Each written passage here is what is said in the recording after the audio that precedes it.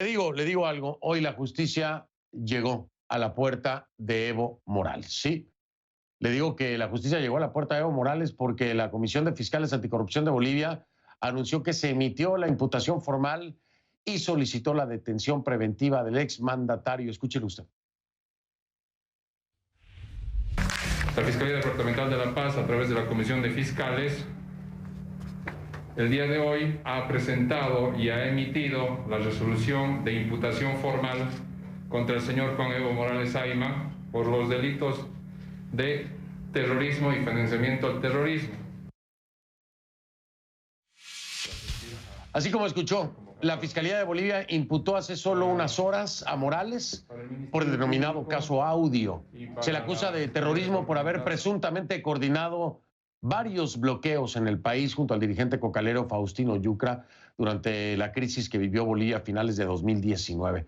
Según los investigadores, las pruebas muestran que el 14 de noviembre del año pasado Morales se comunicó por teléfono desde México con Yucra, que estaba en Santa Cruz, Bolivia.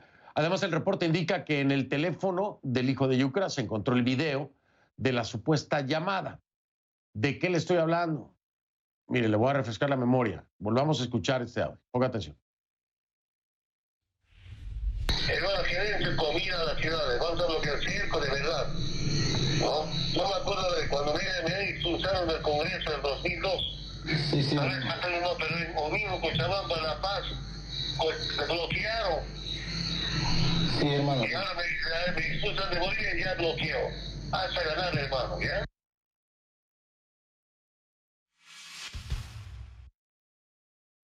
Morales respondió vía Twitter. Allí dice: de manera ilegal e inconstitucional, la Fiscalía de La Paz pretende imputarme por terrorismo con un audio alterado y sin ser notificado. Una prueba más de la sistemática persecución política del gobierno de facto. Pronto volverá la democracia y el Estado de Derecho a Bolivia. Eso es lo que dice. Eso es lo que dice Evo Morales. Bueno, vamos a seguir en Bolivia porque el otro gran desafío, por supuesto, es la pandemia, el manejo del COVID-19. Y hemos visto que no perdona a nadie. 4 miembros del gobierno dieron positivo por COVID-19 en los últimos días, incluida la propia ministra de Salud. Sí, la propia ministra de Salud, María Eidy Roca. Lo mismo pasó con el ministro de la Presidencia, Yerko Núñez, el ministro de Minería, Jorge Fernando Oropesa, y el comandante en jefe de las Fuerzas Armadas, el general Sergio Orellana. El departamento de Cochabamba, por cierto, atraviesa una doble crisis sanitaria por el coronavirus. Esto ha puesto a sus hospitales al borde del colapso y sus cementerios enfrentan una realidad muy compleja que los obligó a que cerraran por algunos días para dar seguridad a sus empleados, que exigieron medidas sanitarias y reclamaron la falta de espacio para enterrar a tantos difuntos. Bolivia es nuestro tema esta noche. Para hablar de ella, voy con un protagonista.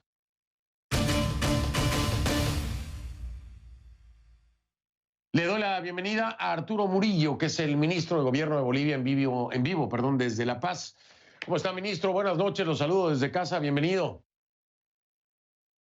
Buenas noches, Fernando. Es un gusto estar con usted después de varios meses. Creo que la última vez que hablamos fue en diciembre, si no me equivoco.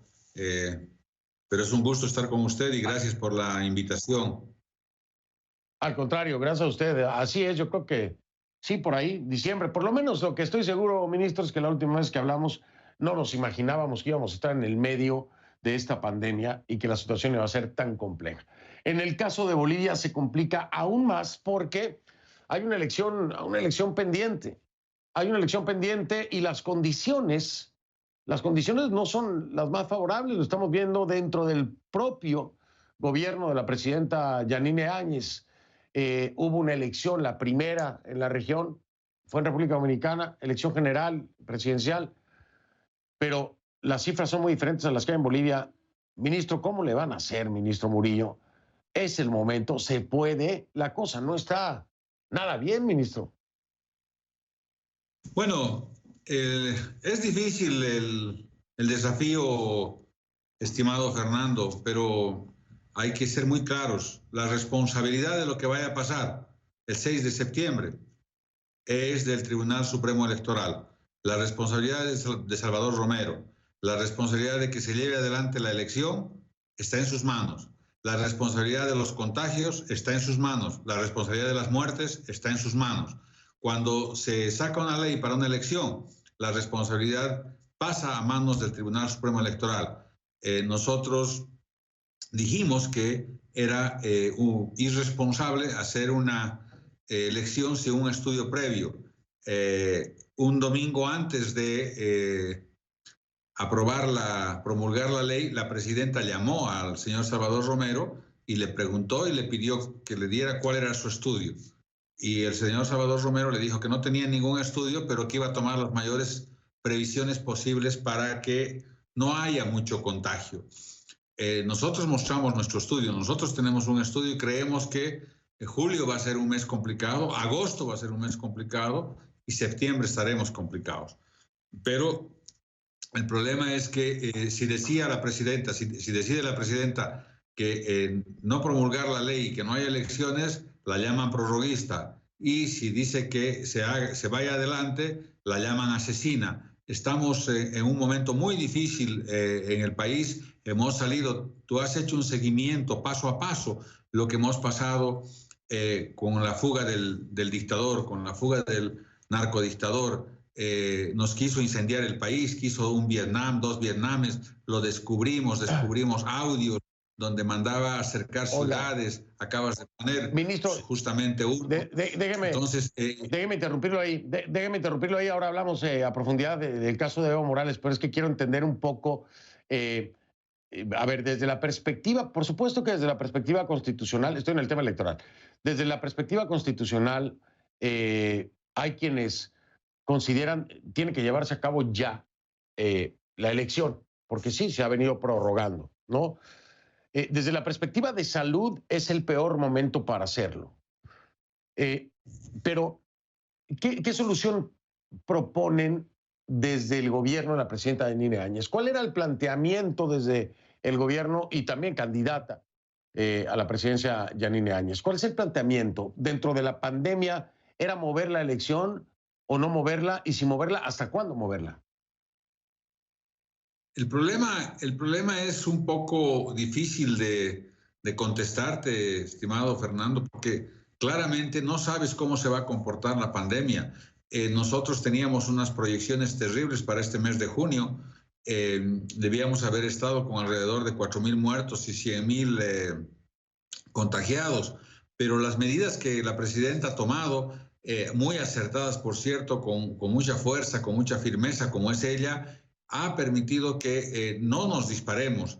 Estamos alrededor de 40.000 infectados y alrededor de 1.400 fallecidos. O sea, mucho menor a lo que se proyectó. Entonces, aparentemente vienen momentos más difíciles los próximos meses. Entonces, es difícil el tema de tomar una decisión sobre este tema. Pero además, tienes el fuego cruzado. Lo tienes a Evo Morales, que está incendiando el país, ¿no es cierto?, metiendo recursos económicos y mandando su gente a morir, mandando su gente a contagiarse desde su cómoda mansión que tiene en Buenos Aires de $3 millones. Él ordena que salga su gente, manda recursos económicos y han habido, en los lugares donde ha habido concentraciones y sublevaciones de gente, es donde la mayor cantidad de gente se ha contagiado y está muriendo. Voy a, si me lo permite, ministro Murillo, voy a marcar una pausa. En un momento regreso para que entremos de lleno, al tema de Evo Morales y esta decisión y avanzar un poquito más también con el tema del coronavirus allá en Bolivia. Yo le decía hoy a mi equipo de producción, decía, hay que hablar de Bolivia porque trae muchos paquetes, la situación es muy pesada. Traen el tema de la elección, traen el tema del coronavirus, traen el tema de Evo Morales, ya aclararon el supuesto portazo virtual que le habría dado Alberto Fernández de Argentina. Ya dijeron no hubo ningún portazo virtual, él no estuvo presente en el momento en que ya tenemos la participación. Total, que eso ya ha quedado aclarado. Voy a regresar entonces en un momento para hablar precisamente con el ministro de Gobierno de Bolivia, Arturo Murillo. Ya regresamos entonces para hablar sobre Evo Morales y la decisión que se toma el día de hoy. Ya estamos de vuelta con el ministro de Gobierno de Bolivia, Arturo Murillo, que me acompaña esta noche. Ministro, a ver, estábamos en el tema electoral y cuál pudiera ser la solución. Es muy difícil entenderlo. Prácticamente no hay una solución. Ahora, ustedes están responsabilizando pues ya al órgano electoral de las muertes que puedan darse, los contagios que puedan darse, pero la realidad es que en sus manos, porque todavía va a estar en manos del gobierno de la presidenta Áñez y usted como ministro de gobierno, en sus manos estará lidiar con todo eso, ¿no? Hasta que se haga la ceremonia de posesión del próximo presidente o presidenta electo. ¿Se tienen las capacidades en este momento para que Bolivia tenga un repunte por una jornada electoral? ¿Podrían manejar la situación? Ya en Cochabamba la situación es grave. Y de hecho aprovecho para preguntarle y que me confirme. ¿Es cierto que una mujer murió y estuvo su cuerpo más de 20 horas tirado sin que lo levantaran? Cuénteme acerca de estas dos cosas. ¿Se tienen las capacidades? Porque les va a tocar lidiar. Si hay una elección que provoca un repunte, ¿les toca todavía a ustedes, ministro? No, por supuesto, la responsabilidad siempre es del gobierno y todo el mundo sabes perfectamente, Fernando, que se trata de lavar las manos y trata de echarle la culpa a la responsabilidad del gobierno. Y en esta coyuntura es más interesante todavía porque tienes que pelear contra la maldita pandemia que le está haciendo tanto daño al mundo y todos estamos perdiendo gente querida, familiares, amigos, y el mundo está perdiendo muchísima gente. Realmente es duro esto. Pero aparte de eso, en este momento que estamos viviendo en Bolivia, momento de elecciones, estamos encontrando dos cosas: lo más miserable de la gente y lo mejor de la gente. Lo mejor de la gente, ¿sí? Porque encontramos gente que se saca de la boca un poco de la comida para darle al prójimo, ayuda al vecino, le va a comprar al viejito su comida, compra remedios, auxilia al enfermo, hacen recolección de comida. Y por otro lado, encuentras políticos cobardes, canallas, que se buscan de aprovechar esto para atacar al gobierno. Yo creo que hay que ser demasiado valientes como para aguantar lo que estamos aguantando, Fernando. Yo me quedo todos los días admirado de la fortaleza que tiene la presidenta Yanine Áñez. No te olvides que hemos salido de prácticamente una revolución donde se quiso incendiar Bolivia. Tú estuviste siguiendo día a día todo aquello, calles incendiadas, dinamita, la gente que quería volar gasoductos. Terrible. Ministro, y de ahí entramos en la pandemia. No ha habido pausa. Pero a ver, no, yo lo sé, yo entiendo perfectamente, lo de Bolivia es una cosa durísima. Digo, en todos lados la pandemia, pero las condiciones que se estaban viviendo en Bolivia lo hacen mucho más complicado. Vienen de muchos problemas y continúan con esto. Pero, a ver, una cosa es el manejo político o el problema político que se generó en el país, y otra cosa, puede haber mucha valentía para enfrentar eso, que la ha habido, yo lo tengo que reconocer, por parte de la presidenta Áñez, por parte de los bolivianos, que fueron los primeros con las pititas, ¿no? Son más, los bolivianos tienen el crédito más grande, el pueblo tiene el crédito más grande. Pero una cosa es eso, y otra cosa es una pandemia, porque en la pandemia no hay pitita que valga, ministro Murillo, ¿no? O sea, ahí no hay ninguna legislación tampoco. Entonces puede ser muy valiente, pero no tener las capacidades, y es lo que le estoy preguntando, y los bolivianos lo quieren saber, ¿no? La valentía es aceptar si se tiene o no se tiene lo que se necesita. Y yo le pregunto, para cómo están las cosas en Bolivia, ¿tiene Bolivia en este momento lo que se necesita? ¿Tiene la capacidad médica? ¿Tiene la capacidad hospitalaria? ¿Lo tiene ahora, ministro Murillo? No, por supuesto que no, Fernando, y hay que reconocer y hay que decir las cosas con claridad. 14 años este país se han hecho canchitas, 14 años se han hecho canchas de fútbol, y el expresidente Morales, hoy prófugo de la justicia por terrorismo, jugaba fútbol todos los días y transmitían sus partidos de fútbol y hacía canchitas en todos los lugares que podía. Y decía que no se hacen hospitales porque era muy caro mantener los hospitales. Hoy día no tenemos hospitales, hoy día no tenemos implementos. Para darte un ejemplo simplemente, teníamos un solo laboratorio en todo el país para analizar este tipo de virus. Hoy día tenemos, en el poco tiempo que ha transcurrido, 16 laboratorios. No alcanzábamos a las 70, 80 terapias intensivas en el país. Hoy día tenemos alrededor de 400 terapias intensivas en el país. Ítems no se habían dado en el país, no se habían repartido porque, claro, la salud era muy cara y no le gustaban al señor Morales invertir en salud, y él tenía una clínica privada manejada por cubanos que lo cuidaban día y noche. Entonces, hemos generado ítems, si no me equivoco, más de 4.500 ítems en el país. Y así, y tratando de equipar, tratando de darle las condiciones. Pese a todo, tenemos una baja cantidad de infectados y una baja cantidad de muertos, porque hemos manejado con la ayuda del Creador, con la ayuda del Señor y con la firmeza que hemos tenido manteniendo las cuarentenas, hemos logrado manejar y llevar adelante esta pandemia. Pero todavía nos queda una recta muy difícil, Fernando, que tenemos que superarla, porque empiezan a saturarse los cementerios, empiezan a saturarse los hospitales, empiezan a haber problemas, pero el mayor problema, Fernando, y te lo tengo que decir con mucha claridad, es que hay gente que está bloqueando los cementerios, hay gente que está bloqueando los basureros, y estos son pagados por Evo Morales para que genere mayor conflicto y genere mayor incertidumbre.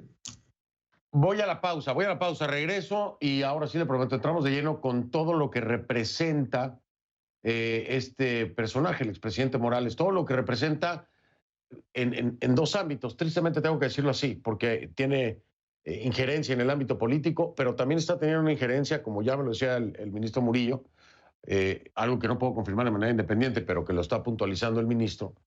Parece que ya está teniendo injerencia también en un tema de COVID-19 y eso es muy, muy grave.